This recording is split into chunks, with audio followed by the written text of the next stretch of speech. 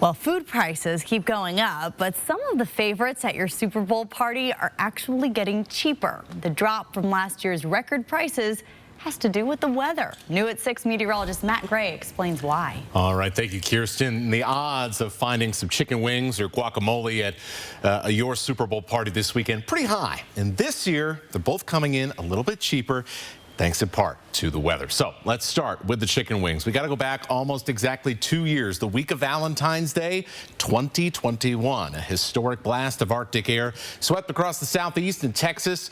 Poultry farmers were hit really hard by this. Hard enough that there was a shortage of chicken, and that boosted prices to an all-time high a couple of months later. It took over a year for prices to really start falling in a big way, but that wasn't in time for last year's Super Bowl, so a Super Bowl record for chicken wings. Now, let's move to the guac, specifically the main ingredient, avocados. Avocado prices spiked in 2022 after trade issues between Mexico and the U.S., so no weather issues there, but the weather is helping to keep those prices falling. The U.S. actually gets most of our avocados from Mexico, and they have had a rare big back-to-back harvest years. When the weather's good, you get a good crop and you get lower prices. Second reason, California rains. California grows 86% of all the avocados grown inside the United States. After years of crippling drought, well, 32 trillion gallons worth of rain that fell in California the past couple of months. That'll certainly help things out, especially in Southern California.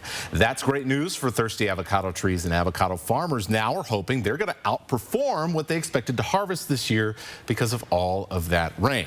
These are two good points in what otherwise has not been a great year for weather and agriculture in 2022. Citrus in Florida slaughtered by Hurricane Ian. Drought in Texas could lead to higher beef prices in the next year or two. And despite all of that California rain, that mega drought still going on in the Southwest. So a lot of things seeing less food and higher prices, but at least there's two little silver linings there before the big game.